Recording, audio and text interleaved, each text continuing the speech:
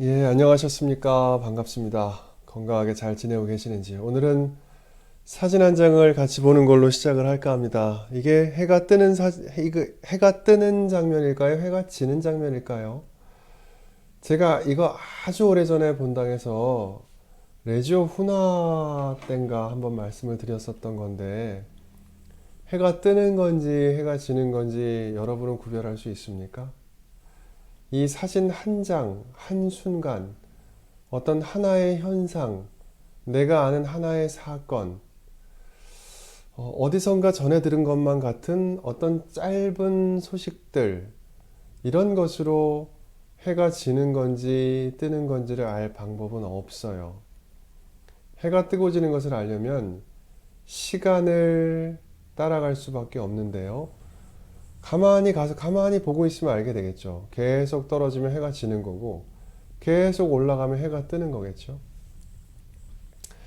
자, 우리 어떤 진실을 알아간다는 것은 긴 시간의 과정을 추적하는 것과 같은데, 저는 요즘처럼 급하고 빠르게 정보를 주고받는 시대에, 그리고 음, 너무 편협된 어떤 소식들, 옳지 않은 소식들이 그야말로 너무 많은 세상 속에서 역사적인 인식, 그동안에 우리가 살아왔던 역사, 과거의 어떤 역사들이라든가 어떤 인물에 대해서, 예를 들면 현재 대통령이 과거에 어떻게 살아왔던 사람인가, 어떤 대통령 선거에 나오는 사람들의 과거의 삶의 흔적이 무엇인가, 그분들이 살았던 역사의 순간에 어떤 선택들을 하고 살아왔는가, 이런 것들에 대한 전 이해가 없이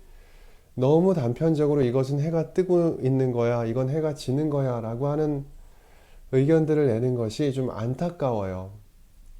안타깝고, 우리가 가진, 여러분이 가진 선거권, 투표할 수 있는 권리라고 하는 것이 얼마나 많은 사람들의 희생과 노력을 통해서 이루어졌는가를 알지 못하고 쉽게 그냥 선택해 버리는 것만 같아서 좀 안타까운 마음이 있습니다. 자, 바야흐로 선거의 계절이죠. 자, 여러분이 주임 신부를 선거로 뽑는다면 어떤 사람을 뽑겠습니까? 1번, 그냥 잘생긴 신부님. 아, 보기만 해도 기분이 좋죠. 현빈처럼. 2번, 나에게 친절한 신부님. 어디 가서 뭘 하고 사는지는 모르겠지만 하여튼 난 나한테 친절한 사람이 좋아. 3번, 검소하고 성실하게 살아가는 신부님. 그런데 별로 나한테는 친절하지 않은 것 같아. 4번, 최재형 요한. 자, 여러분은 선거로 주임 신부를 뽑는다면 누구를 뽑겠습니까? 자, 여기에서 가장 가톨릭 교회 가르침에 부합하는 사제는 누구일까요? 저는 3번이라고 생각합니다. 자, 가톨릭 교회는 여러 가지 가르침이 있어요. 우리가 신경, 사도신경과 같은 곳에 들어있는 믿을 교리가 있죠. 우리가 믿는 것, 우리는 하느님을 믿고 교회를 믿고 예수 그리스도의 가르침을 믿고 그렇게 살아가는데요. 살아갈 때에 우리가 삶의 순간마다 어떤 특정한 시점, 어떤 사회 안에서 살아가기 때문에 그 사회 안에서 우리는 많은 것들을 선택하면서 살아가요. 대통령을 뽑는다라고 하는 것은 우리가 사회에서 하는 선택들 중에서 굉장히 커다란 선택에 속하지요. 자, 이럴 때에 가톨릭 교회는, 우리 교회는 어떠한 가르침을 가지고 있는가? 어, 평화방송과 가톨릭 신문 등에서 우리 교회 기관의 언론에서 대선 주자들에게, 대통령 선거에 나온 분들에게 물어봤어요. 여러 가지를 물어봤는데 그 중에서 기후 위기에 관해서 어떻게 대응을 하고 싶습니까? 라고 하는 물음도 있어요. 그 기후 위기. 회칙, 우리가 교황님께 받은 큰 선물이죠. 회칙 찬미 받으소서라고 하는 회칙이 있고 우리가 계속해서 기도를 같이 하고 있는데요. 피조물의 보호를 위해서 사실은 그 피조물들 중에서 가장 지금 보호가 시급한 종은 우리들, 인간이거든요. 자, 이 회칙 찬미받으소서에 나오는 가톨릭교회 가르침이 있는데, 이 가톨릭교회 가르침에 가장 가까운 공약들을 우리가 뽑아봤습니다. 가톨릭 신문에도 나왔고 평화방송에도 나왔는데, 우리가 뽑아봤더니 회칙에 가장 가까운 대통령 공약으로는 가장 가까운 후보가 심상정 후보였고요. 그 다음이 이재명 후보가 가까웠고, 윤석열 후보와 안철수 후보는 비슷한데, 우리의 가톨릭 교회 가르침에서는 적어도 기후 위기에 관한 가르침에서는 가장 멀리 있는 공약을 내놓았습니다. 가톨릭 교회 가르침은요, 여러분이 원하는 대로 선택을 할 수 있는 것은 아니에요. 우리 교회는 예수님의 가르침을 받아들이는 종교이고, 교회가 그것을 해석합니다. 그리고 그것을 공표하지요. 모든 교우들에게 이것이 우리가 믿는 내용입니다. 라고 하는 것을 가르치는데, 이 가톨릭 교회의 가르침의 무게가 저는 여러분들이 무엇인가를 선택할 때 굉장히 깊이 있게 다가와야 된다고 생각을 해요. 하지만 실제로 우리는 가장 중요하게 생각하는 것은 내 기분이죠. 싫어. 나는 그렇게 하기 싫은데. 나는 그냥 이렇게 하고 싶어. 라고 선택을 합니다마는 그것이 교회에서 신앙인으로서 살아가는 삶의 모습인가에 대해서 저는 약간 의구심이 들어요. 왜 주교님께 순명하거나 가톨릭 교회 믿을 교리, 성사에 대해서 순명하는 것을 당연하게 여기면서 사회적인 여러 가지 문제들에 대해서 교회가 가르치는 내용들, 교회가 말하는 내용들을 왜 받아들이지 않는가?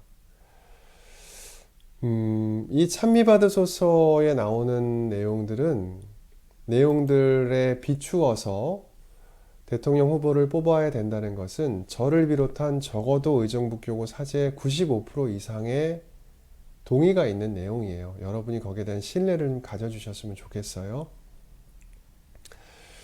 자, 이제 그 대선 주자들의 에너지 관련 공약, 그 기후 위기에 관한 얼마나 찬미받으소서라고 하는 교회 가르침에 가까우냐, 뭐냐를 구분할 때에 등장하는 표현들이 있는데, 야, 이거 듣자마자 피곤하죠. EU 그린 텍소노미, K는 대한민국이에요. 코리아 텍소노미, 알리백이라고 하는 기업들의 어떤 협약. 야, 내가 이것까지 알아야 되나. 신앙생활하기 피곤하네. 라고 생각하실 수 있죠. 맞아요. 맞습니다. 우리가 너무 많이 알아야 되죠. 그만큼 올바르게 산다, 착하게 산다, 신앙적이다 라고 하는 말의 내용이 그만큼 점점 더 많아지고 있는 거고요. 여러분에게 여러분에게 부과되는 신앙적인 숙제들이 안타깝게도 점점 더 많아지고 있는 거죠. 자, 할 수 있는 만큼 해보는 거죠. 간단하게 한번 생각을 해볼게요. RE100이라고 하는 건 뭐냐면, R은 Renewable이라고 하는 영어인데, 다시 새롭게 할 수 있다. 우리말 한자로 하면 재생이에요. 재생. Renewable, E는 에너지. 재생 에너지, 숫자 100은 100%라는 뜻이겠죠. 자, 이게 뭐냐면, 기업들 간에 약속을 하자라고 하는 건데요. 우리가 만드는 제품들, 여기 노트북, 텔레비전, 책상, 저기 핸드폰, 선풍기, 제 방에는 의자, 이런 것들 만들 때에 최대한 재생에너지로, 탄소 배출을 거의 하지 않는 재생에너지로 이런 물건들을 만듭시다 라고 기업들이 선언하는 거예요.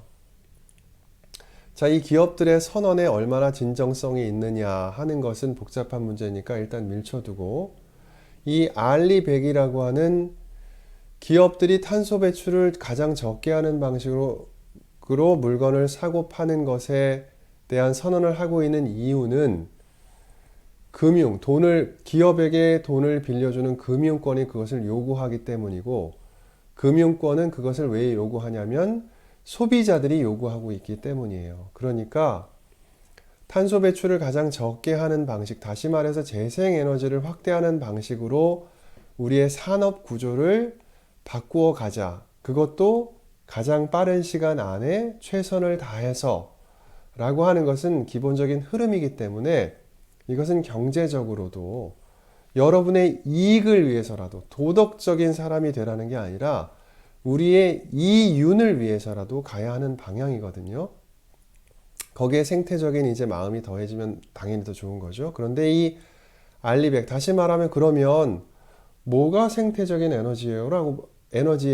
라고 물을 때 그것을 구분해 주는 기준을 텍소노미라고 해요. 텍소노미는 분류 체계라는 뜻인데요.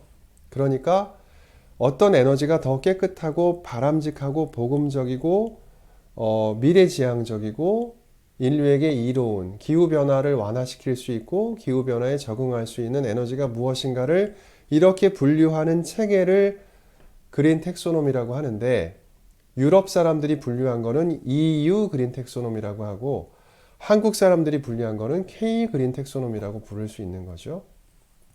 자, 이런 것들이 있는데 여기서 쟁점이 되는 것 중에 하나가 핵발전소라고 하는 것이 있어요. 이 텍소노미 분류체계 안에서는 LNG 발전소라든가 다른 많은 것들이 논점이 되고 있긴 합니다만은 가장 논쟁의 가운데 있는 것은 핵발전소거든요. 왜냐?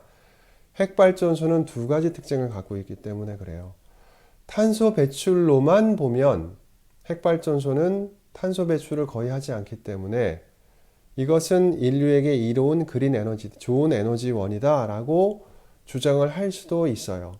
하지만 핵발전소는 전혀 반대급부를 가지고 있는데 그것은 위험성입니다. 이 위험성은 현재 기술력으로는 해결할 방법이 아직까지는 없습니다. 이것은 확실한 것이고요.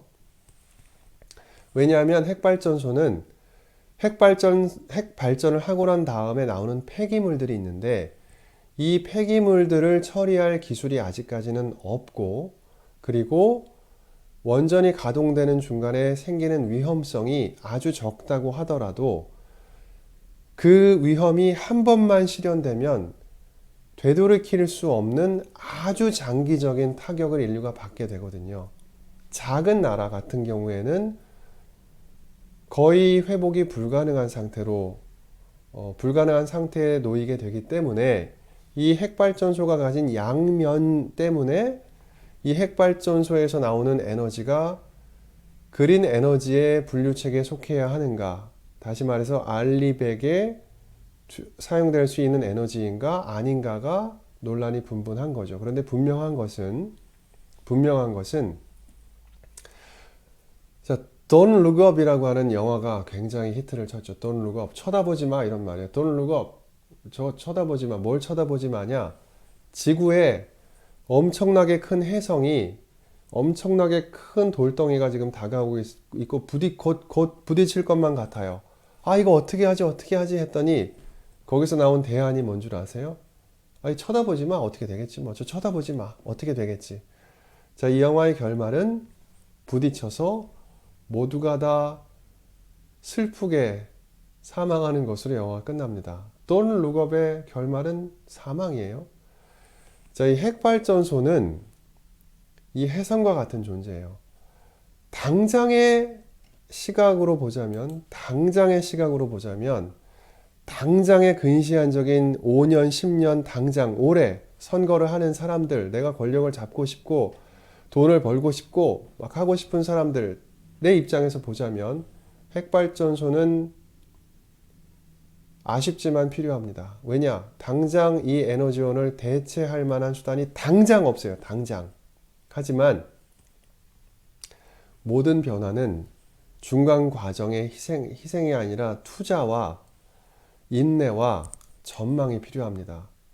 하루아침에 싹 바꿀 수 있는 것은 없어요. 그 중간 과정이 필요한데 우리는 미래를 볼 수밖에 없어요. 핵발전이라고 하는 것은 사실은 현재와 미래의 갈등이에요.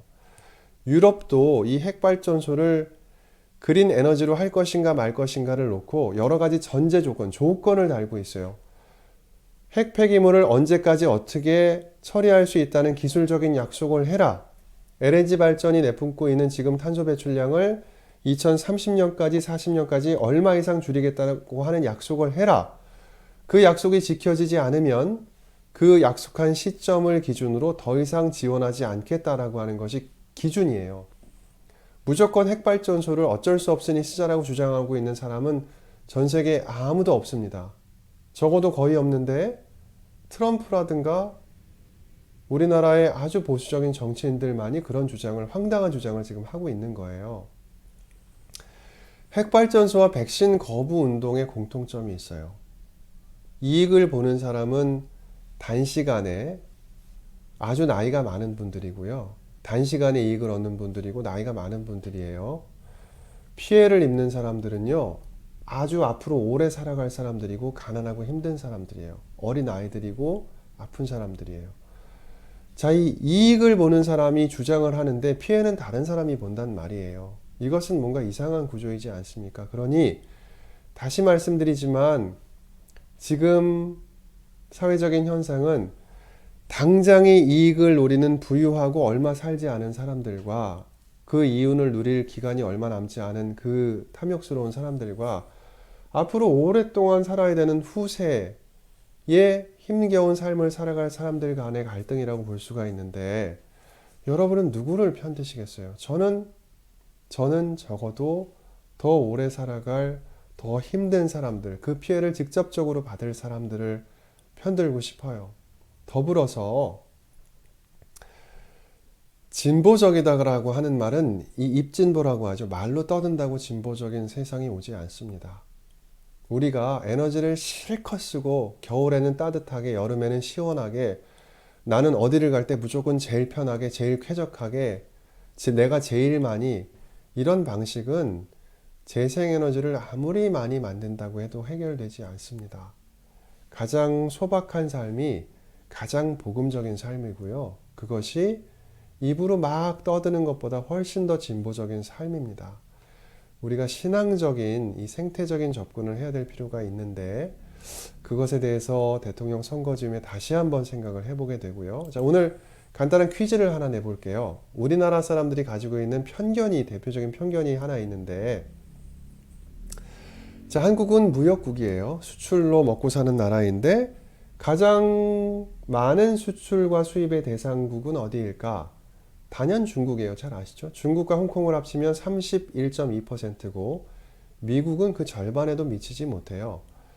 베트남 우리가 되게 우습게 생각하는데요. 베트남이 미국과 큰 차이가 나지 않습니다. 자, 이런 결과를 보면서 여러분이 가지고 있는 뭐 선진국, 우리의 우방, 저 보잘것없는 나라들, 이런 생각들이 얼마나 웃긴 생각인지 한번 생각해 보셨으면 좋겠고요.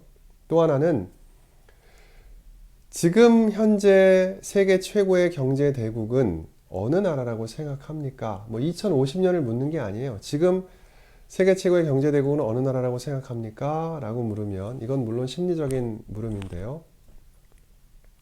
이탈리아, 독일, 벨기에, 호주, 네덜란드, 스페인, 프랑스, 영국, 캐나다, 덴마크는 다 중국이라고 답을 합니다. 중국을 우습게 보지 않아요.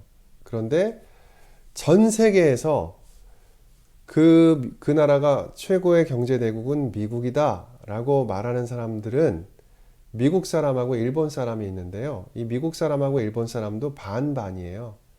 반보다 조금 높아요. 51%, 52% 이래요. 중국이 40, 뭐 40 몇 프로 이런데 유독 대한민국만 80% 가까이가 미국이라 그래요. 이상하지 않습니까, 좀? 대한민국에서 벌어지고 있는 이 특유의 동굴의 우상.